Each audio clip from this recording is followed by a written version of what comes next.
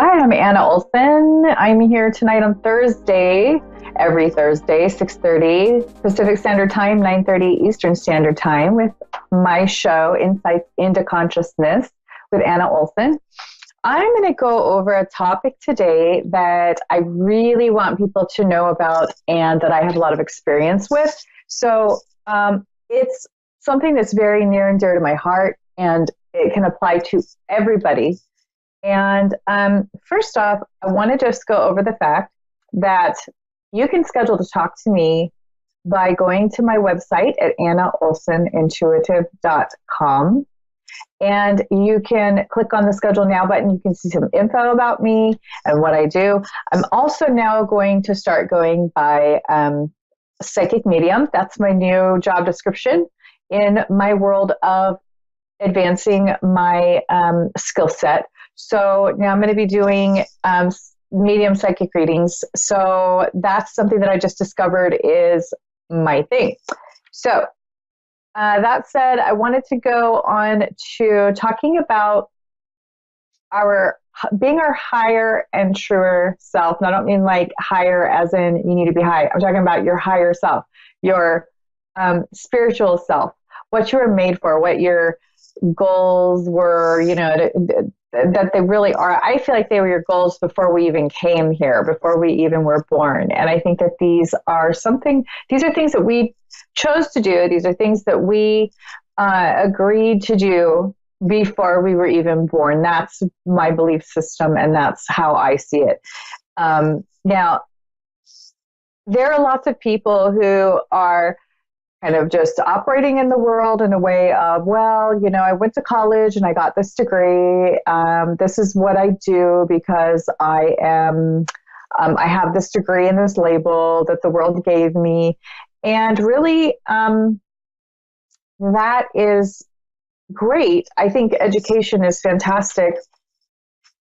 But there's also, we go through school pretty young to figure out what we're going to do for the rest of our lives. So we go to college young, you're 18, 19, 20 years old, and having to decide something that will affect you for the rest of your entire life. We are not even capable of making decisions where we can truly and accurately depict or estimate the consequence of our actions. We can't really even do that until we're 25-ish years old, because the prefrontal cortex of our brain does not develop until around 25 years old. So we're being asked as humans with not a very developed brain, it's not a completely developed brain, we're being asked to just decide what we're going to do for the rest of our lives. That's pretty hefty for somebody who really doesn't even know what that looks like or how it'll affect them long term. That's why, we really need to lead and work with teenagers who are starting to gain their independence, and they have not developed their prefrontal cortexes yet. It's a big thing. It's a big deal. I think a lot of parents even put way too much decision making on teenagers too early, because they can't possibly, they are incapable psychologically and physiologically to make an accurate, good decision for long term. So I want to just go over that sometimes we don't know until we're a full adult what we want to do when we grow up. So I didn't know that I wanted to do this, doing readings, until about 3 years ago. And I didn't know how I was going to do it. I didn't know really how good at it I was or how different I was from other people until I had a family member who's a psychologist, actually my sister, tell me that I was different than other people, because a lot of intuitives or psychics, they don't really realize that they're that much different. They kind of think, oh, I did a few tricks, along the way a few times, and they don't. I know I didn't really get how different I was from other people, because you've never been anybody else. So what do you have to compare it to other than your conversations with people? So I literally had to have a family member tell me repeatedly, no, this is who you are and this is what you're good at. And as somebody who had talked to thousands of people, thousands of different people, all who did different things. So that's my own experience.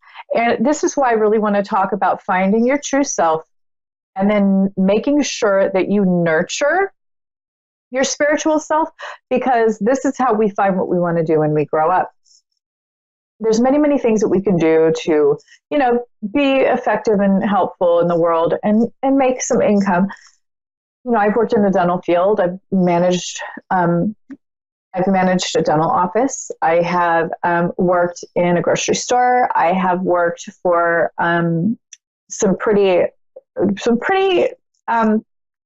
I guess you could say, popular or famous people in Los Angeles.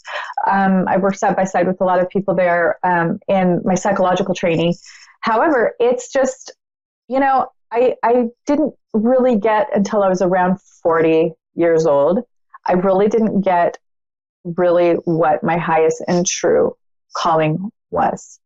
And that's when I really started to practice it. And then I realized that all these other things that I had practiced along the way kind of gave me experience and gave me some traction to put it all together and to do the thing that I do. So I incorporate a little of everything. If you want to know about the dental field, well, I mean, anything with the body or life sciences, it does pertain to psychology, and it all ties in. Even in Chinese medicine, every tooth is connected to a meridian, which does even reflect an emotion in the body with Chinese medicine, and it does actually correlate. And that's why you would get, neglect a certain tooth, or it's very, very in depth. But that's what I found out, is that all these different skill sets come into one, and all these different skill sets help us along the way. I really, really want to go over that. This has nothing to do with anybody else actually saying, this is what you do. This is who you should be. You should be this religion. You should believe in God. You shouldn't believe in God. These are things that are private and personal to us, and that we get to figure out on our own. And of course, talking to other people about their ideas is great. But when somebody dictates, oh, you should be practicing this religion, you should be, once you start getting those judgy comments, that's a toxic person for your path spiritually. And what I really want you to do is to find these things yourself. This is really what put me on the right path. And I have, I can testify, it's very, very strong in me to really let people know that you are your own teacher in a way of spirituality. You take what rings true to you, and your higher self, your spiritual self, will recognize it as truth. Your spiritual self will recognize it as this is accurate or not. So different names for this. This confirming spirit would be the Spirit, the Holy Spirit. A lot of people just call it spirit.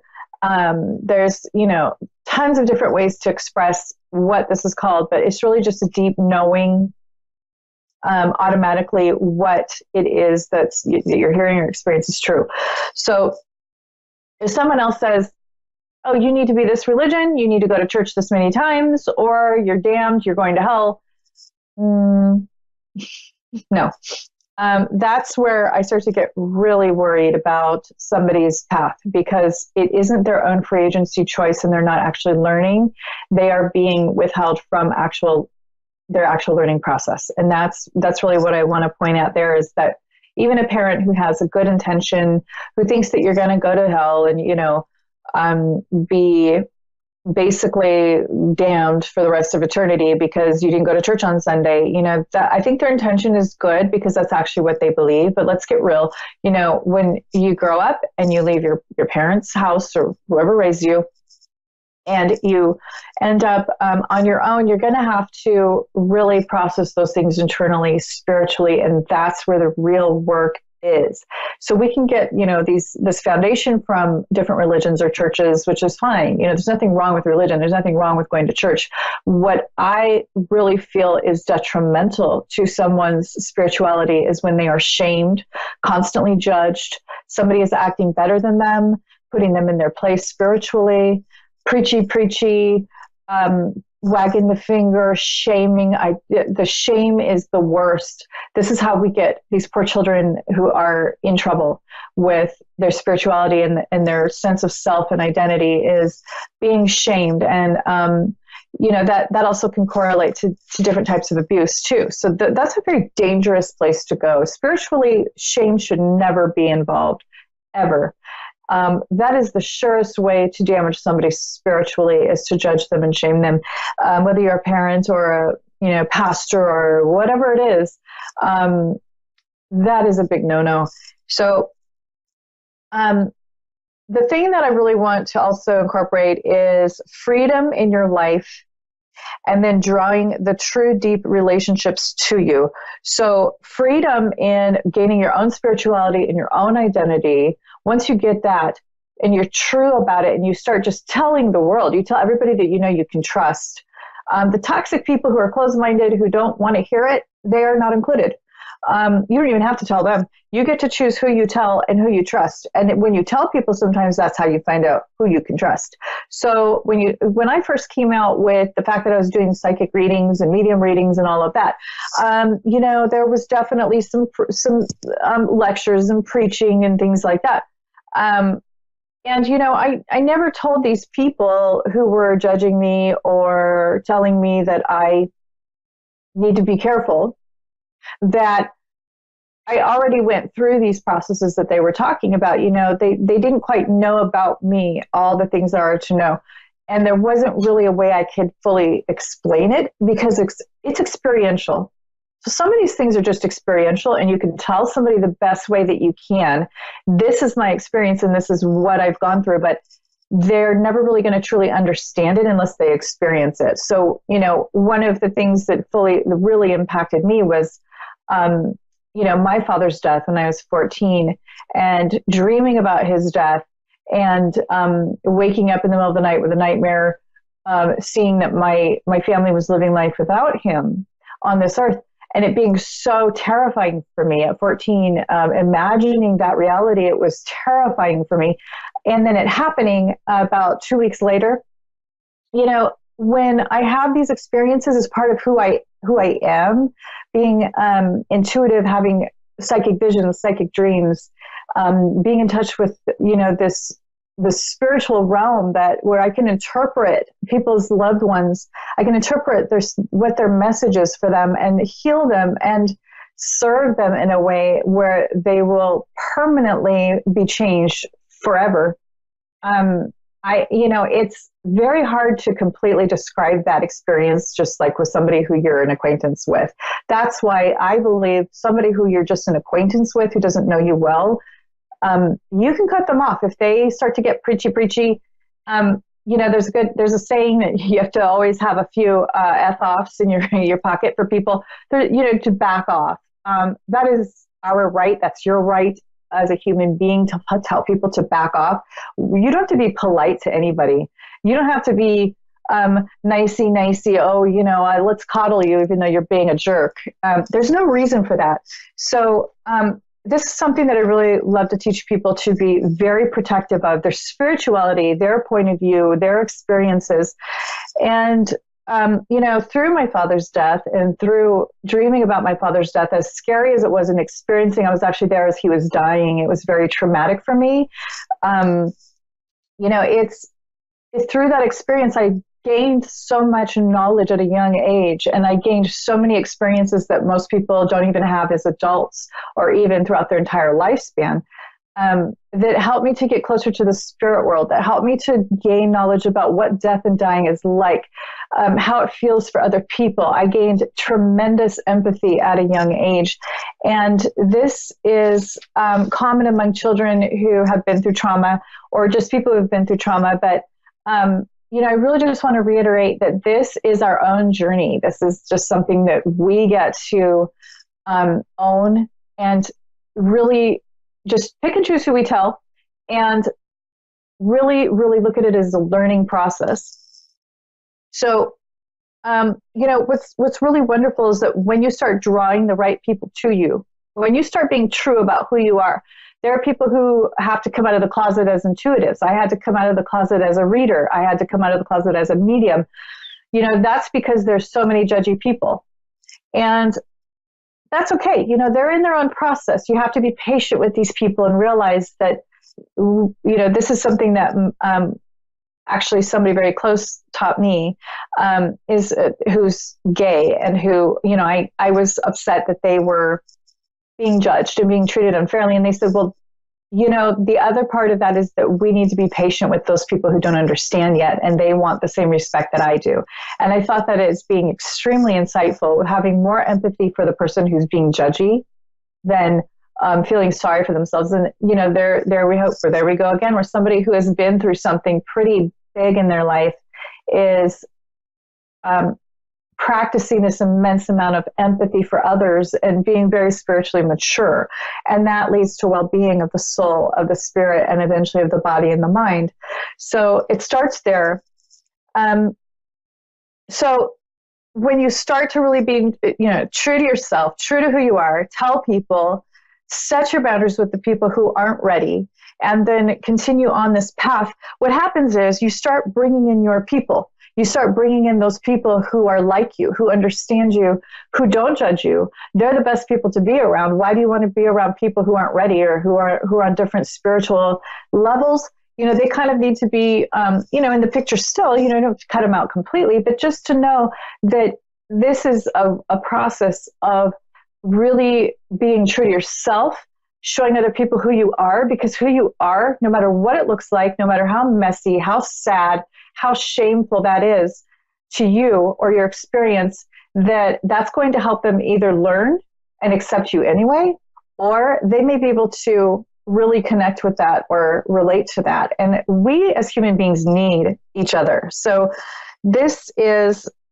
where we start drawing into us, our people, our village, our people who, we really can gain as a support.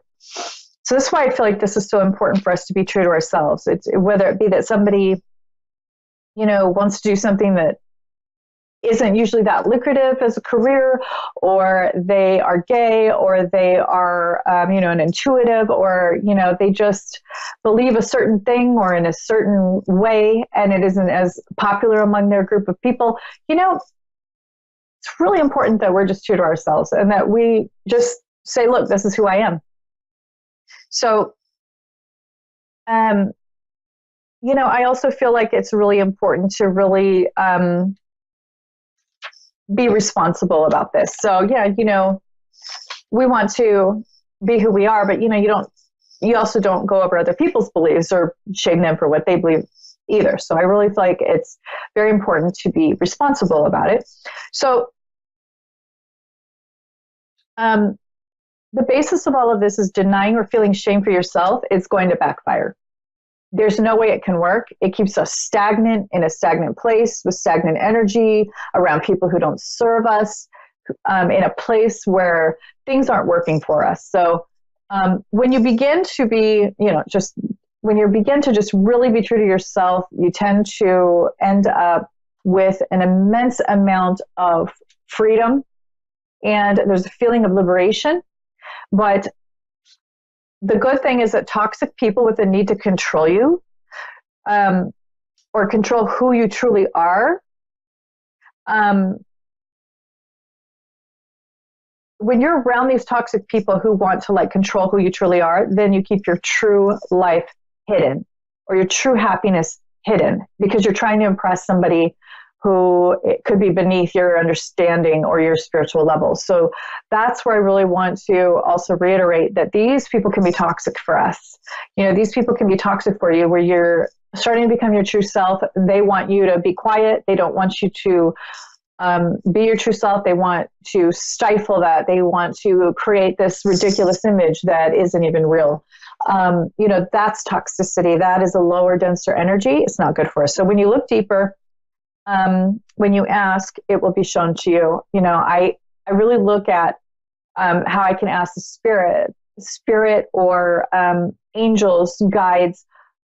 How do you ask for confirmation? You ask confirmation that you will be shown either how to be your true higher self, or to be able to do it and not feel stressed, or to do it and for it to happen in a nice, smooth way that works and doesn't cause a lot of issues. So you have to be ready to get very, very uncomfortable at times when you're coming out with your truer and higher self. If other people have a problem with it around you, if you decide you want to be a Buddhist, or you decide that, you're now Christian or Catholic, or, you don't believe in God, you're an atheist, or, hey, I'm agnostic and I'm just going to let people know, there's all sorts of things that can come up.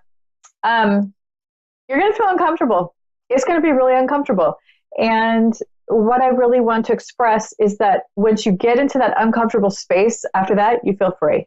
You feel a new sense of freedom. I know for me, I've been connecting with my true people. I have many more true close friends now.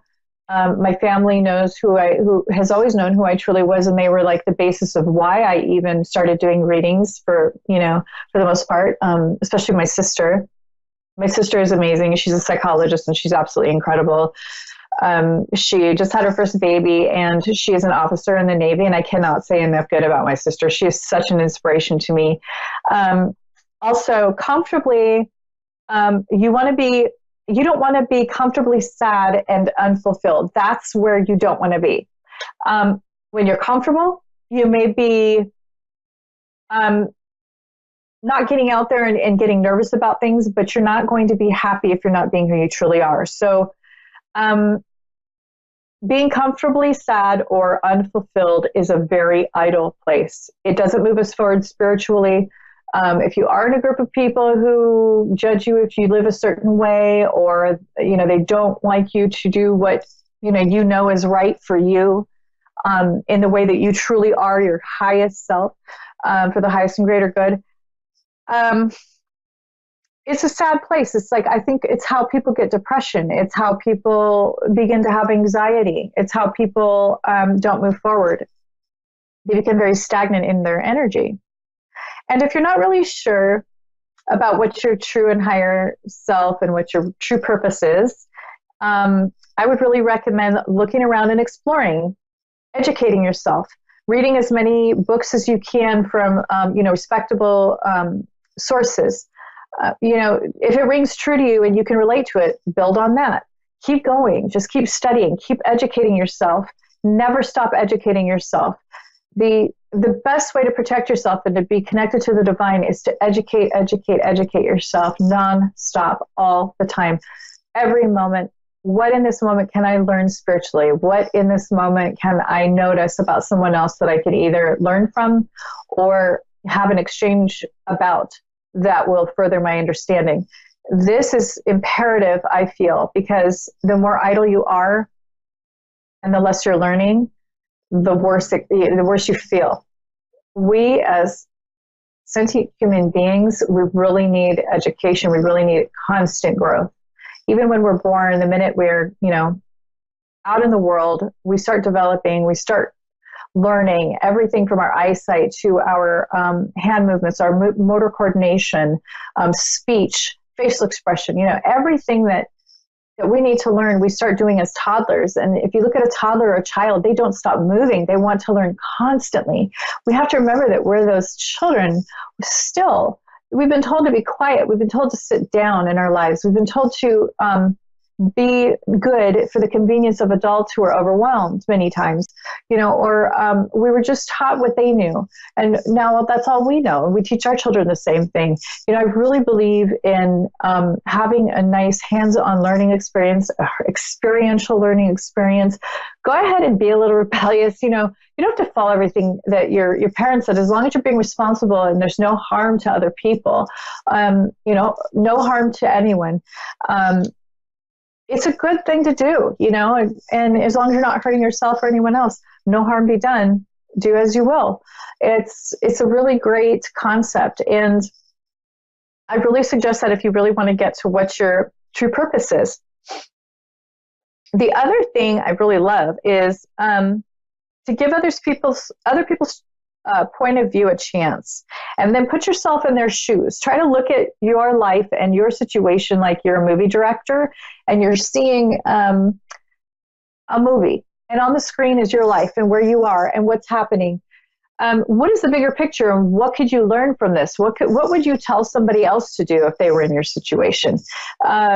Listen to other people who watch you, who know you, who have seen you and really put yourself in their shoes. Like, listen to the feedback from others. This is invaluable to listen to the feedback from others, as long as they are not a toxic person, like I was talking about earlier. Feedback is one of the most beneficial things that we can have in this life. It's something that we can definitely learn from. And even if the person can't look and see what they're doing themselves, or have any sort of insight about themselves, sometimes they have amazing insight about you. It's much harder for us to look at ourselves than it is to look at other people. And while other people experience the same, it's harder for them to look at themselves than to look at us. We can get so much information from them by getting their feedback. And, ask for feedback. And don't take it personally. If it does hurt, it's something you need to work on. If it doesn't hurt, it doesn't apply. Or you could say, oh yeah, I already knew that. I was working on that. Well, we find something that, we really are good at from feedback, or that we really need help with from feedback. Both of those are equally as valuable as information, especially in our relationships, especially with our close relationships. You ask those people, what do you think about me? What do you think I'd be good at? What do you get? Take notes, journal it, figure out what it is that you really are good at. I just love people. I wish that I had another hour to talk about this and to take callers, but I'm out of time now. I just really urge you to talk to me. If you need to, email me. You can reach me at AnnaOlsenintuitive.com. That's ANNAOLSEN, intuitive.com. I've had fun tonight, and I'm hoping to take callers next week, so stay tuned. And I'm giving away 5 free readings this month to work on my new mediumship skill set and my Claire skill set. The end of my radio show, gotta figure out how to speak correctly. So definitely get a hold of me. I can't wait to talk to you. Please be your true self and find out who you really are and go with that. I really, really wish that everybody can do this. So have a wonderful night, and I will see you next week, Thursday, 6:30 Pacific Standard Time and 9:30 Eastern Standard Time. Have a great week.